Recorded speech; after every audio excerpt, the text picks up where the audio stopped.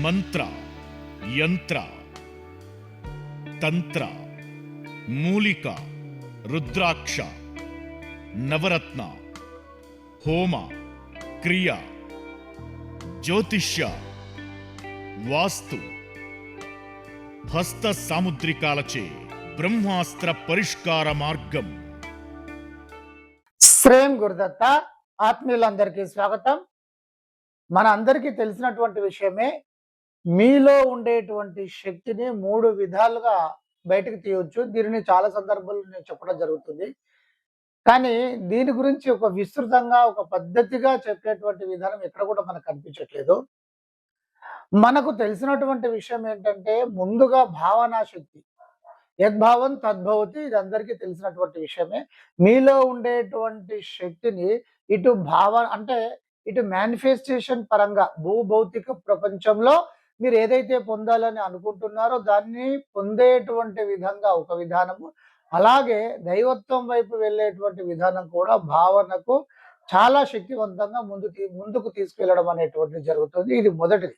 ఇక రెండవది ఏమిటి అంటే మంత్రశక్తి. మీ భావన వల్ల సాధ్యం కానటువంటిది మీరు ముందుగా గట్టిగా పట్టుకొని ఎంత ప్రయత్నం చేసినా కూడా ఏదో ప్రతిబంధకాలు ఎదురవుతున్నాయి, ముందుకు వెళ్ళలేకపోతున్నాము అని అనుకున్నప్పుడు ఖచ్చితంగా మంత్రశక్తి విధానం అనేటువంటిది అవసరము. మంత్రశక్తి అంటే ఏమి కాదు, దైవశక్తి. మంత్రము అని అనుకున్నప్పుడు దైవాన్ని స్వయంగా మనం కదిలిస్తాం. పూజ స్తోత్రాలు ఇవి కదిలించవు. మన భక్తిని, భగవంతుని పొగుడుతూ మనము పనులు చేపించుకునేటువంటి విధానం ఇదంతా ఉంటుంది. కానీ స్వయంగా భగవంతుని కదిలించేటువంటి విధానము మంత్రంలోనే ఉంటుంది. అయితే మరి ఎవరు ఈ మంత్రాన్ని చేయాలి అంటే, ప్రతి వ్యక్తి కూడా 200% చేయొచ్చు. చేయాలని సంకల్పం ఉండి పట్టుదల ఉండేటువంటి ప్రతి వ్యక్తి కూడా చేయొచ్చు. ఇది రెండో విధానం. ఈ విధానంలో కూడా ఇటు దైవశక్తిని ఉపయోగిస్తూ ఇటు మేనిఫెస్టేషన్ చేయొచ్చు. ఆ విధంగా అంతేకాకుండా అంతర్ముఖమవుతూ దైవత్వాన్ని కూడా పట్టుకునేటువంటి విధానం ఉంటుంది. మూడో విధానము ఏమిటి అంటే కుండలిని శక్తి.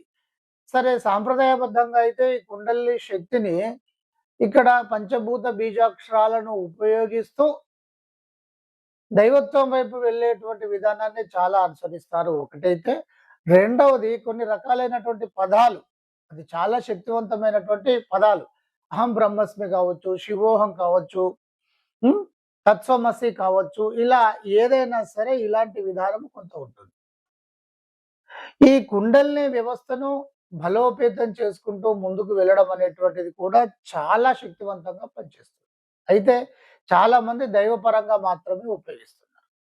ఇక మనం ఏంటంటే ప్రతి అమావాస్యకు మన శిష్యులు అంటే మంత్రోపదేశం తీసుకున్నటువంటి వారు ఎవరైనా సరే, లేదా మంత్ర ఉపదేశము తీసుకోవాలి అని అనుకునేటువంటి వారు కావచ్చు, వీరు అమావాస్యకు అటెండ్ కావచ్చు. ఇక ఆల్రెడీ శిష్యులు కనుక అయినట్టయితే, మంత్రోపదేశం తీసుకొని ఉన్నవారైతే ప్రతి నెల అమావాస్యకు మా పీఠం దగ్గరికి రావచ్చు. ఇక్కడ కార్యక్రమాలు రుద్రాభిషేకము, శ్రీచక్ర అర్చన ఇంకా ఇత్యాది అన్ని కూడా జరుగుతుంది. భోజన కార్యక్రమాలు కూడా ఇక్కడే ఉంటాయి.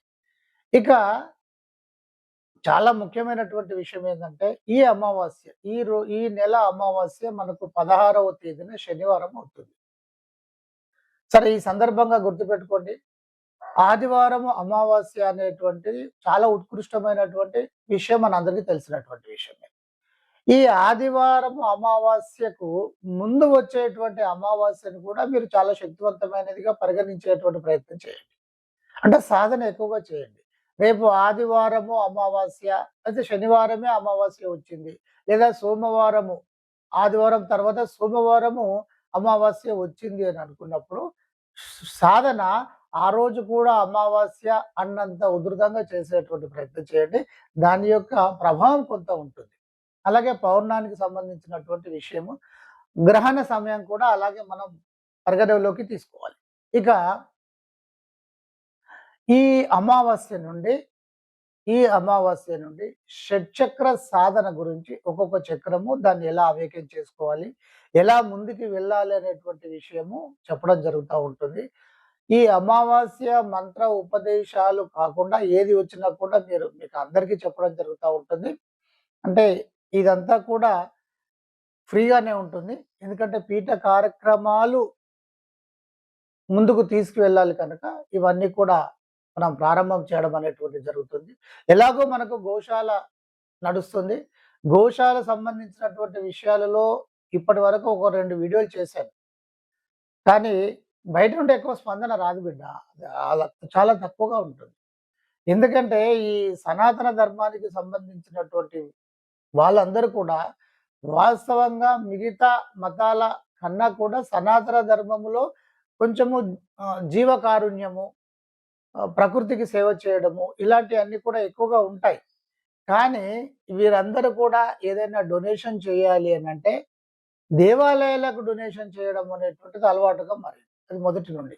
ఎందుకంటే ఆ రోజులలో దేవాలయాలే ఇలాంటి వాటికి మూలము. వీరే చాలా కార్యక్రమాలు చేసేవారు కనుక దేవాలయాలకు డొనేషన్ చేయడం, లేకపోతే అన్నదానం ఇలా ఇండివిడ్యువల్‌గా చేసేటువంటి పరిస్థితి ఉండేది. అలా అలవాటపై ఇస్తున్నారు. కానీ ఇప్పుడు ఆదాయాన్ని చూసేసి దేవ ఆదాయ శాఖ అని చెప్పేసి సో మనకు సంబంధించినటువంటి అన్నీ కూడా మీరు డొనేషన్ చేసినవి కావచ్చు. మనకు సంబంధించినటువంటి అన్నీ కూడా తను తీసుకొని గవర్నమెంట్ వాడుకుంటుంది. లేటెస్ట్‌గా తమిళనాడులో ఒక 1000 కేజీల బంగారాన్ని కరిగించి వాడేసుకుంటుంది. ఎక్కడో బ్యాంక్‌లో పెట్టి అమౌంట్ తీసుకుంటుంది. ఇది చూడండి. అంటే మన వాళ్ళేం చేస్తున్నారు ఈ మధ్యనే డొనేషన్స్ ఎవరికి ఎక్కువ ఇస్తారు అంటే టెంపుల్స్, పాత టెంపుల్స్ ఏవైతే ఉంటాయో వారికి ఇవ్వడం అనేది జరుగుతా ఉంటుంది. అది కోట్ల మీద ఉంటా ఉంటది. ఆ ఇచ్చేటువంటి వారు. మరి వారు ఇస్తున్నారు. ఆ డబ్బులు ఎక్కడికి వెళ్తున్నాయి? వీళ్ళు సరైనటువంటి విధంగా ఉపయోగిస్తున్నారా అనేటువంటిది చూసుకోవాలి. ఇచ్చేస్తారు, వదిలేస్తారు.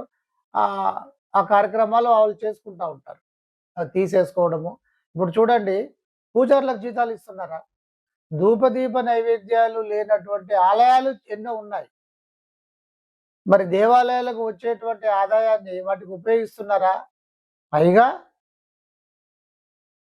ఈ హజ్ యాత్ర అనేది ఉంటుంది కదా! ముస్లిం వాళ్ళు మక్కాకు ఇలా వెళ్తూ ఉంటారు కదా! వాళ్ళకు ఆర్థికంగా సపోర్ట్ చేయటము.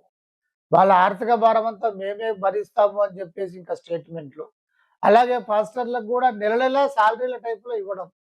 సెక్యులర్ ప్రభుత్వం అంటారు.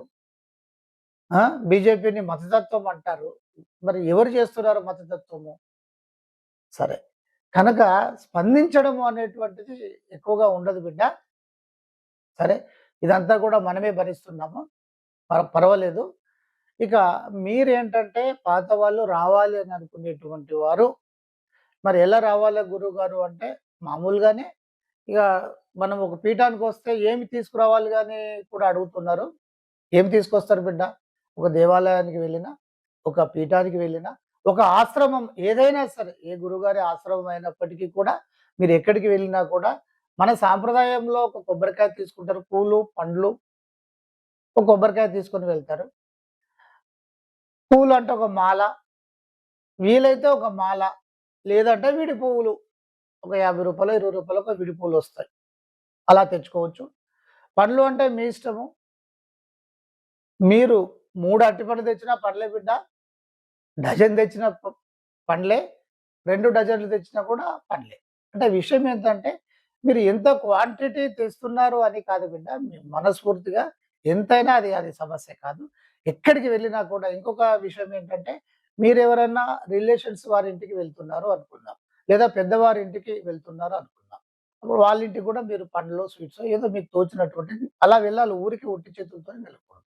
ఇక్కడ విషయం ఏందంటే ఒక గుడికి గాని, ఇలాంటి కార్యక్రమాలకు వెళ్ళినప్పుడు పూలు, పండ్లు, ఒక కొబ్బరికాయ వీలైతే లేకపోతే ఏం లేదు బిడ్డ. ఒక రూ. 20 ఈ ఒక పూలు, విడి పూలు ఉంటాయి గదా! అవి తీసుకొనొచ్చినా కూడా ఇబ్బంది ఏం లేదు.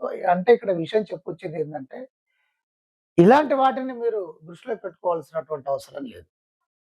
అయితే ఈ అమావాస్య నుండి మీకు షట్చక్ర సాధన గురించి చాలా విపులంగా ఇటు మేనిఫెస్టేషన్ థియరీ, మేనిఫెస్టేషన్ వైపు ఎలా వెళ్ళాలి? స్టెప్ బై స్టెప్ వస్తుంది.